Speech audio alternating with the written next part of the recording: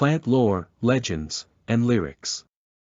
Embracing the myths, traditions, superstitions, and folklore of the plant kingdom.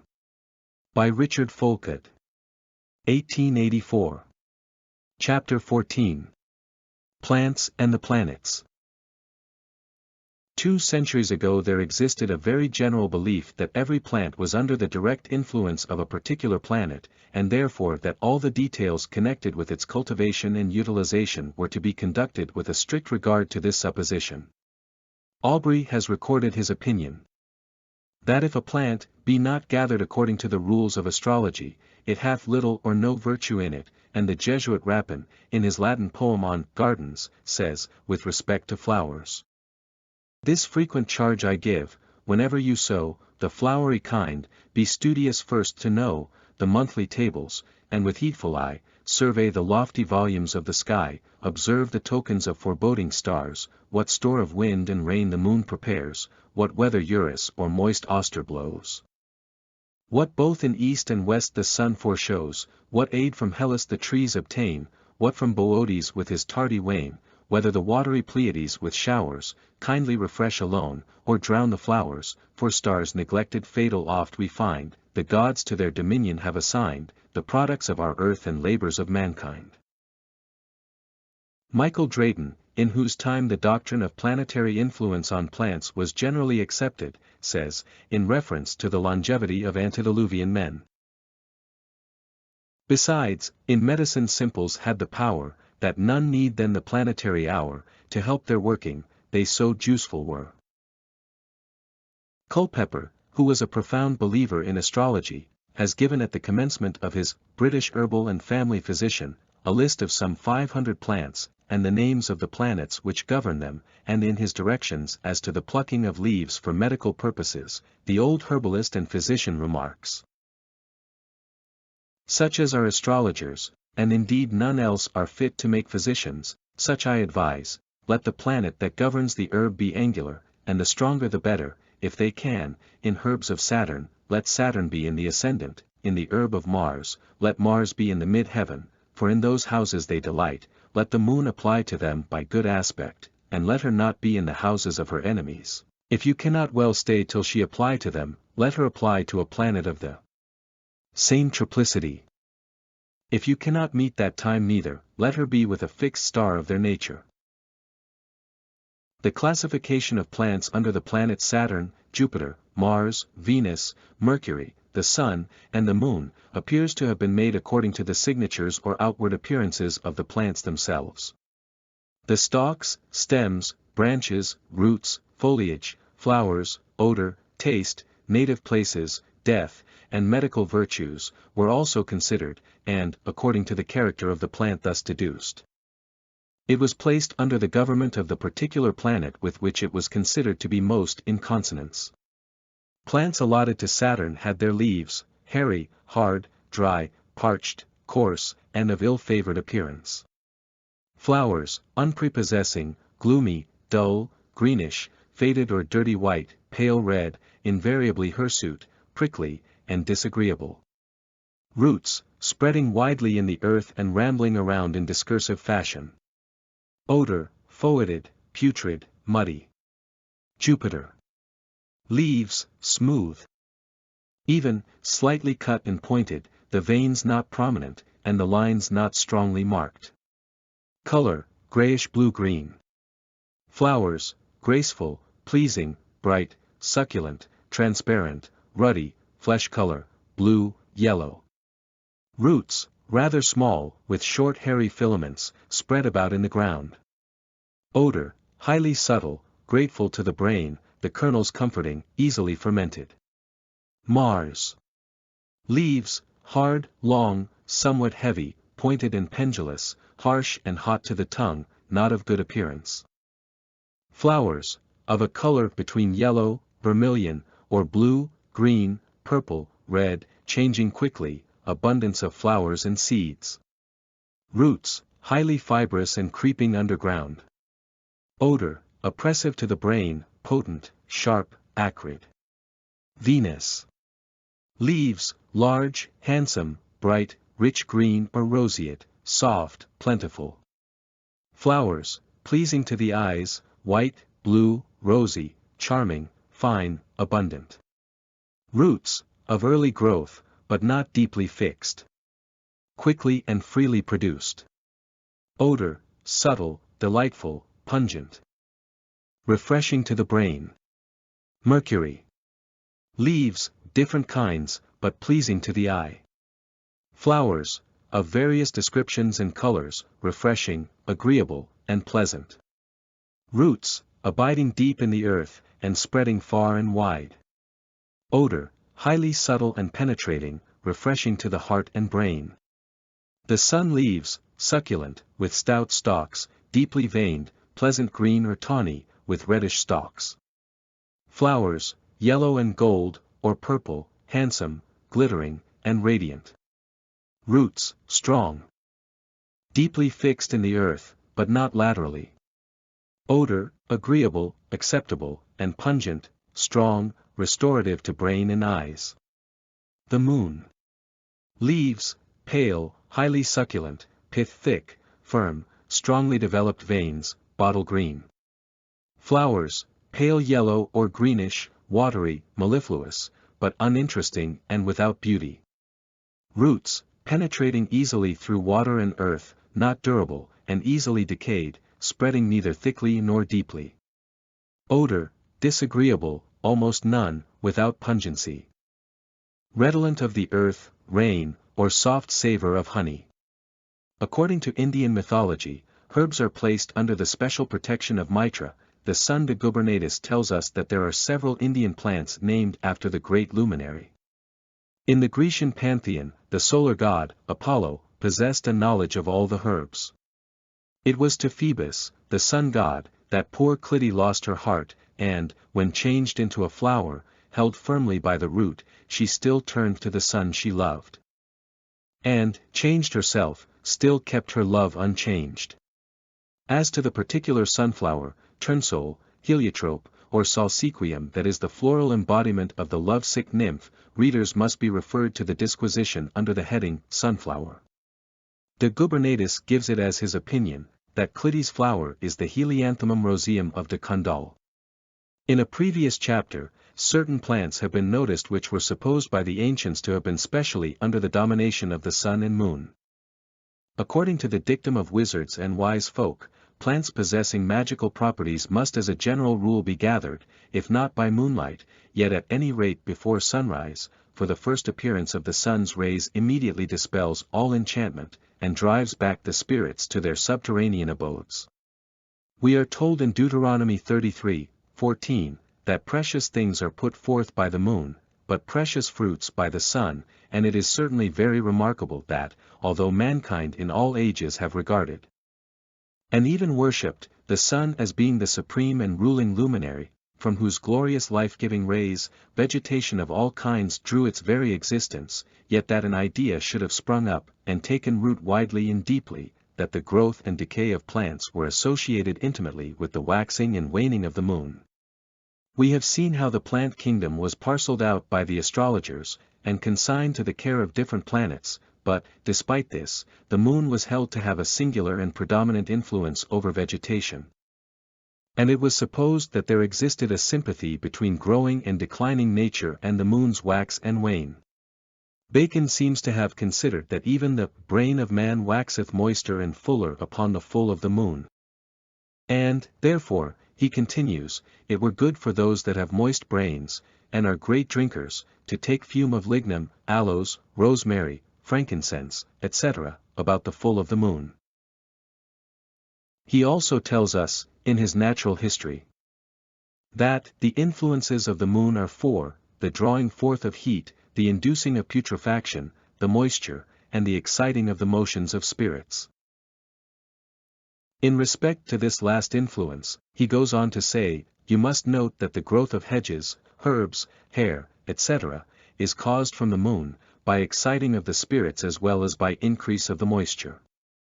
But for spirits in particular the great instance is lunacies. This lunar influence which Bacon speaks of was, as already pointed out, fully recognized in olden times, and a belief was even current that the moon specially watched over vegetation, and that when she was propitious, that is, during her growth, she produced medicinal herbs, when she was not propitious, that is to say, during her wane, she imbued herbs with poisons, her humidity being, perhaps, more injurious than otherwise. In old almanacs we find the supremacy of the moon over the plant kingdom fully admitted, albeit in a jargon which is rather puzzling. Thus, in the husbandman's practice or prognostication forever, the reader is advised to sow seeds, graft, and plant, the moon being in Taurus, Virgo, or Capricorn, and all kinds of corn in Cancer, to graft in March, at the moon's increase, she being in Taurus or Capricorn.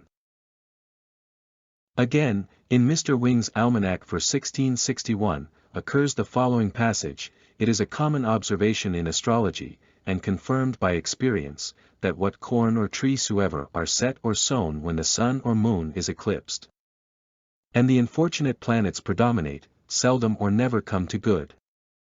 And again he saith thus: "It is a common and certain observation also, that if any corn, seed, or plant be either set or sown within 6 hours either before or after the full moon in summer, or before or after the new moon in winter, having joined with the cosmical rising of Arcturus and Orion, the Haidee and the Sicily, it is subject to blasting and canker." As an illustration of the predominance given to the moon over the other planets in matters pertaining to plant culture, it is worth noticing that, although Culpeper, in his Herbal, places the apple under Venus, yet the Devonshire farmers have from time immemorial made it a rule to gather their apples for storing at the wane of the moon, the reason being that, during the moon's increase, it is thought that the apples are full, and will not therefore keep. It is said that if timber be felled when the moon is on the increase, it will decay, and that it should always be cut when the moon is on the wane.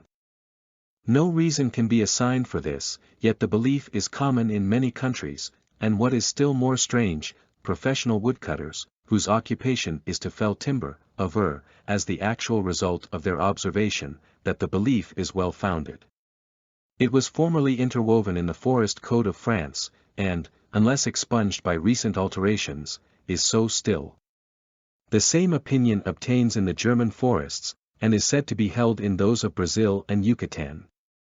The theory given to account for this supposed fact is that as the moon grows, the sap rises, and the wood is therefore less dense than when the moon is waning, because at that time the sap declines. The belief in the moon's influence as regards timber extends to vegetables, and was at one time universal in England, although, at the present day, the theory is less generally entertained in our country than abroad, where they act upon the maxim that root crops should be planted when the moon is decreasing, and plants such as beans, peas, and others, which bear the crops on their branches, between new and full moon. Throughout Germany, the rule is that rye should be sown as the moon waxes, but barley, wheat, and peas, when it wanes. The wax and wane of the belief in lunar influence on plant life among our own countrymen may be readily traced by reference to old books on husbandry and gardening. In The Book of Husbandry, by Meester Fitzerbard, published in 1523, we read with respect to the sowing of peas, that most generally to begin sown after Candlemas is good season, so that they be sown before the beginning of March, or sown upon. And specially let them be sown in the old of the morn. For the opinion of old husbands is, that they should be better cold, and sooner be ripe. Tusser, in his 500 Points of Husbandry, published in 1562, says, in his quaint verse, "Sow peas and beans in the wane of the moon, who soweth them sooner, he soweth too soon, that they with the planet may rest and rise, and flourish with bearing. Most plentiful wise." Commenting on that point, the editor of an edition of Tusser's poem printed in 1744, says, "It must be granted the moon is an excellent clock, and if not the cause of many surprising accidents, gives a just indication of them, whereof this peas and beans may be one instance, for peas and beans sown during the increase do run more to haulm or straw, and during the declension more to cod, according to the common consent of countrymen." Again, as regards grafting, old Tusser writes, "In March is good grafting, the skillful do know, so long as the wind in the east do not blow, from moon being changed, till past be the prime, for graphing in cropping is very good time. The editor remarks, the prime is the first 3 days after the new moon, in which time, or at farthest during the first quarter, our author confines his graphing, probably because the first 3 days are usually attended with rain. He confesses, however, he cannot explain the following couplet, the moon and the wane gather fruit for to last, but winter fruit gather when Michel is past. In the Garden of Eden, an old gardening book compiled and issued by Sir Hugh Platt, Knight, in the year 1600, constant allusions are made to the necessity of studying the moon's phases in gardening and grafting operations. The worthy knight considered that the moon would exercise her powers in making single flowers double if only she were respectfully courted. His counsel on this point is as follows: remove a plant of stock gilliflowers when it is a little wood, and not too green, and water it presently. Do this 3 days after the full, and remove it twice more before the change. Do this in barren ground, and likewise, 3 days after the next full moon, remove again, and then remove once more before the change. Then at the third full moon, viz., 8 days after, remove again, and set it in very rich ground, and this will make it to bring forth a double flower. But if your stock gilliflowers once spindle, then you may not remove them. Also you must make tulips double in this manner. Some think by cutting them at every full moon before they bear to make them at length to bear double. In The Countryman's Recreation, 1640, the author fully recognizes the obligation of gardeners to study the moon in all their principal operations. Says he, from the first day of the new moon unto the 8th day thereof is good for to plant, or graff, or sow, and for great need some do take unto the 17th or 18th day thereof, and not after, neither graff nor sow, but as is aforementioned, a day or 2 before the change. The best signas are Taurus, Virgo, or Capricorn. And as regards the treatment of fruit trees, he tells us that trees which come of nuts should be set in the autumn. In the change or increase of the moon, certain grafting manipulations are to be executed in the increase of the moon and not lightly after. Fruit, if it is desired of good color and untouched by frost, ought to be gathered when the time is fair and dry, and the moon in her decreasing, whilst, if ye will cut or gather grapes, to have them good, and to have good wine thereof, ye shall cut them in the full, or soon after the full, of the moon, when she is in Cancer, in Leo, in Scorpio, and in Aquarius, the moon being on the wane and under the earth. In The Expert Gardener, 1640, a work stated to be faithfully collected out of sundry Dutch and French authors, a chapter is entirely devoted to the times and seasons which should be selected to sow and replant all manner of seeds, with special reference to the phases of the moon. As showing how very general must have been the belief in the influence of the moon on vegetation at that time, the following extract is given. A short instruction very profitable and necessary for all those that delight in gardening, to know the times and seasons when it is good to sow and replant all manner of seeds. Cabbages must be sown in February, March, or April, at the waning of the moon, and replanted also in the decrease thereof. Cabbage lettuce, in February, March, or July, in an old moon. Onions and leeks must be sown in February or March, at the waning of the moon. Beets must be sown in February or March, in a full moon. Coleworts white and green in February or March, in an old moon, it is good to replant them. Parsnips must be sown in February, April, or June, also in an old moon. Radish must be sown in February, March, or June, in a new moon. Pompions must be sown in February, March, or June, also in a new moon. Cucumbers and melons must be sown in February, March, or June, in an old moon. Spinach must be sown in February or March, in an old moon. Parsley must be sown in February or March, in a full moon. Fennel and aniseed must be sown in February or March, in a full moon. White chicory must be sown in February, March, July, or August, in a full moon. Carduus benedictus must be sown in February, March, or May, when the moon is old. Basil must be sown in March, when the moon is old. Purslane must be sown in February or March, in a new moon. Marjoram, violets, and thyme must be sown in February, March, or April, in a new moon. Flower gentle, rosemary, and lavender, must be sown in February or April, in a new moon. Rocket and garden cresses must be sown in February, in a new moon. Savelle must be sown in February or March, in a new moon. Saffron must be sown in March, when the moon is old. Coriander and borage must be sown in February or March, in a new moon. Hartshorn and samphire must be sown in February, March, or April, when the moon is old.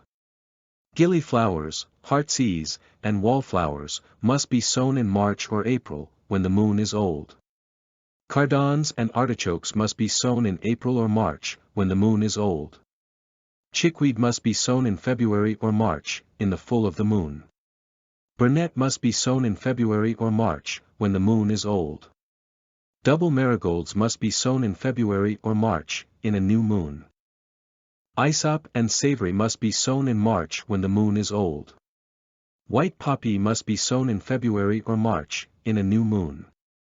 Palma Christi must be sown in February, in a new moon. Sparagus and spurge is to be sown in February, when the moon is old. Lark's-foot must be sown in February, when the moon is old. Note that at all times and seasons, lettuce, radish, spinach and parsnips may be sown. Note, also, from cold are to be kept coleworts, cabbage, lettuce, bile, cardons, artichokes, and cauliflowers. In The English Gardener, 1683, and The Dutch Gardener, 1703, many instructions are given as to the manner of treating plants with special regard to the phases of the moon, and Rapin, in his poem on gardens, has the following lines. If you with flowers would stock the pregnant earth, mark well the moon propitious to their birth, for earth the silent midnight queen obeys, and waits her course, who, clad in silver rays, the eternal round of times and seasons guides. Controls the air, and over the winds presides. For days expired you have your time to sow, till to the full the increasing moon shall grow. This past, your labor you in vain bestow, nor let the gardener dare to plant a flower, while on his work the heavens ill-boding lower, when moons forbid, forbidding moons obey, and hasten when the stars inviting beams display. John Evelyn, in his Silva, or a Discourse on Forest Trees, first published in 1662, remarks on the attention paid by woodmen to the moon's influence on trees. He says, then for the age of the moon, it has religiously been observed, and that Diana's presidency in Silvis was not so much celebrated to credit the fictions of the poets, as for the dominion of that moist planet and her influence over timber. For my part, I am not so much inclined to these criticisms, that I should altogether govern a felling at the pleasure of this mutable lady. However, there is doubtless some regard to be had. Nor is it in vain signs fall and rise to note. The old rules are these: fell in the decrease, or 4 days after the conjunction of the two great luminaries, so the last quarter of it, or, as Pliny, in the very article of the change, if possible, which happening, saith he, in the last day of the winter solstice, that timber will prove immortal. At least should it be from the 20th to the 30th day, according to Columella, Cato, for days after the full, as far better for the growth. Nay, oak in the summer, but all the minious trees, silent luna, such as sallows, birch, poplar, etc. Vegetius, for ship timber, from the 15th to the 25th, the moon as before. In his French Gardener, a translation from the French, Evelyn makes a few allusions to the moon's influence on gardening and grafting operations, and in his Calendarium Hortense we find him acknowledging its supremacy more than once, but he had doubtless begun to lose faith in the scrupulous directions bequeathed by the Romans. In his introduction to the Calendar, he says, we are yet far from imposing, by anything we have here alleged concerning these menstrual periods, those nice and hypercritical punctillos which some astrologers, and such as pursue these rules, seem to oblige our gardeners to, as if forsooth all were lost, and our pains to no purpose, unless the sowing and the planting, the cutting and the pruning, were performed in such and such an exact minute of the moon, in hac autem ruris disciplina non desiderator ejusmati scrupulositas. Columella. There are indeed some certain seasons and suspecta tempora, which the prudent gardener ought carefully, as much as in him lies, to prevent, but as to the rest, let it suffice that he diligently follow the observations which, by great industry, we have collected together, and here present him. The opinion of John Evelyn, thus expressed, doubtless shook the faith of gardeners in the efficacy of lunar influence on plants, and, as a rule, we find no mention of the moon in the instructions contained in the gardening books published after his death. It is true that Charles Evelyn, in The Pleasure and Profit of Gardening Improved, 1717, directs that stock gilliflower seeds should be sown at the full of the moon in April, and makes several other references to the influence of the moon on these plants, but this is an exception to the general rule, and in The Retired Gardener, a translation from the French of Louis Liger, printed in 1717, the ancient belief in the moon's supremacy in the plant kingdom received its death blow. The work referred to was published under the direction of London and Wise, Court Nurseryman to Queen Anne, and in the first portion of it, which is arranged in the form of a conversation between a gentleman and his gardener, occurs the following passage. Gent. I have heard several old gardeners say that vigorous trees ought to be pruned in the wane, and those that are more sparing of their shoots in the increase. Their reason is, that the pruning by no means promotes the fruit if it be not done in the wane. They add that the reason why some trees are so long before they bear fruit is because they were planted or grafted either in the increase or full of the moon. Guard. Most of the old gardeners were of that opinion, and there are some who continue still to be misled by the same error. But 'tis certain that they bear no ground for such an imagination, as I have observed, having succeeded in my gardening without such a superstitious observation of the moon. However, I don't urge this upon my own authority, but refer myself to M. de la Quintinie, who deserves more to be believed than myself. These are his words. I solemnly declare, saith he, that after a diligent observation of the moon's changes for 30 years together, and an inquiry whether they had any influence on gardening, the affirmation of which has been so long established among us, I perceive that it was no weightier than old wives' tales, and that it has been advanced by unexperienced gardeners. And a little after, I have therefore followed what appeared most reasonable, and rejected what was otherwise. In short, graft in what time of the moon you please, if your graft be good, and grafted in a proper stock, provided you do it like an artist, you will be sure to succeed. In the same manner, continues he, sow what sorts of grain you please, and plant as you please, in any quarter of the moon, I'll answer for your success, the first and last day of the moon being equally favorable. This is the opinion of a man who must be allowed to have been the most experienced in this age. Plants of the moon. The Germans call Mondveilchen, violet of the moon, the Lunaria annua, the leucoion, also known as the flower of the cow, that is to say, of the cow Io, one of the names of the moon. The old classic legend relates that this daughter of Inachus, because she was beloved by Jupiter, fell under the jealous displeasure of Juno, and was much persecuted by her. Jupiter therefore changed his beautiful mistress into the cow Io, and at his request, Tellus, the earth, caused a certain herb, Salutaris, the herb of Isis, to spring up, in order to provide for the metamorphosed nymph suitable nourishment. In the Vedic writings, the moon is represented as slaying monsters and serpents, and it is curious to note that the moonwort, Lunaria, southernwood, Artemisia, and selenite, from Selene, a name of the moon, are all supposed to have the power of repelling serpents.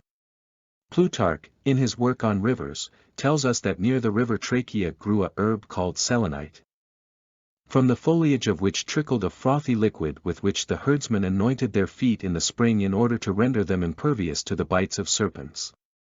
This foam, says de Gubernatis, reminds one of the dew which is found in the morning sprinkled over herbs and plants, and which the ancient Greeks regarded as a gift of the nymphs who accompanied the goddess Artemis, or Diana, the lunar deity. Numerous Indian plants are named after the moon, the principal being the cardamine.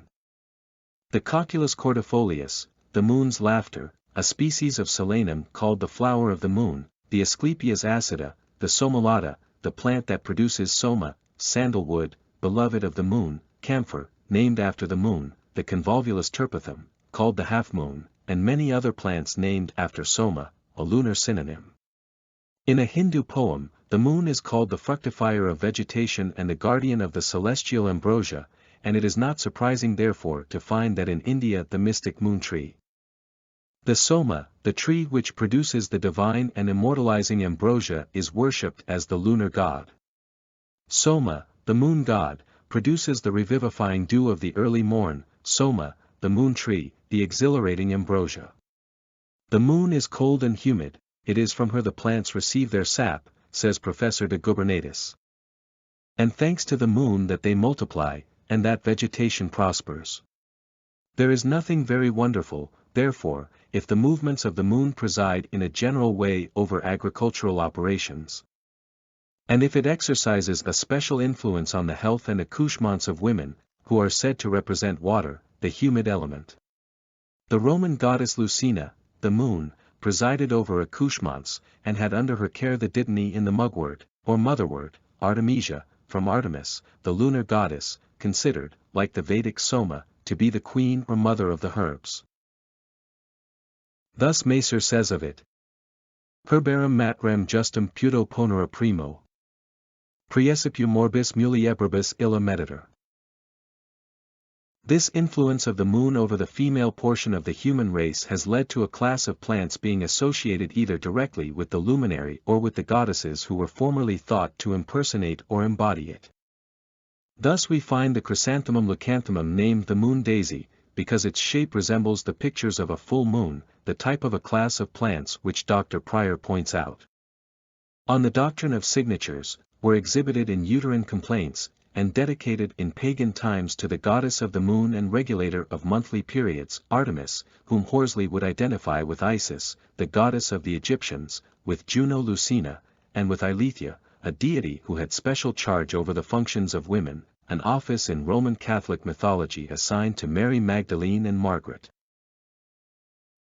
The costmary, or maudline wort, Balsamida vulgaris, the maguey, or mayweed, Pyrethrum parthenium, the mather, or maidweed, Anthemis cotula, the daisy, or marguerite, Bellis perennis, the Achillea matricaria, etc., are all plants which come under the category of lunar herbs in their connection with feminine complaints. The man in the moon. Chaucer describes the moon as Lady Cynthia, her jeet was grey and full of spottus blake. And on her breast a chorle painted full even, bearing a bush of thornis on his bake, which for his theft might climb no na the heaven. Allusion is here made to the man in the moon, bearing a thorn bush on his shoulders, one of the most widely diffused superstitions still extant. It is curious that, in several legends respecting this inhabitant of the moon, he is represented as having been engaged, when on earth, in gardening operations. Kuhn relates a tradition in the Havel country. One Christmas Eve, a peasant felt a great desire to eat a cabbage, and, having none himself, he slipped stealthily into his neighbor's garden to cut some. Just as he had filled his basket, the Christ child rode past on his white horse, and said, Because thou hast stolen in the holy night, thou shalt immediately sit in the moon with thy basket of cabbage. At Paderborn, in Westphalia, the crime committed was not theft, but hindering people from attending church on Easter Day, by placing a thorn bush in the field gate through which they had to pass. In the neighborhood of Wittingen, the man is said to have been exiled to the moon because he tied up his brooms on Maunday Thursday, and at Dalinghofen, of having mown the grass in his meadows on Sunday.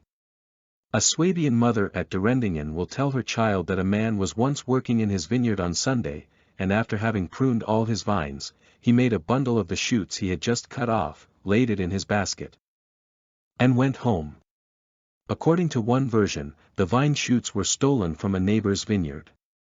When taxed either with Sabbath breaking or with the theft, the culprit loudly protested his innocence, and at length exclaimed, If I have committed this crime, may I be sent to the moon. After his death this fate duly befell him, and there he remains to this day.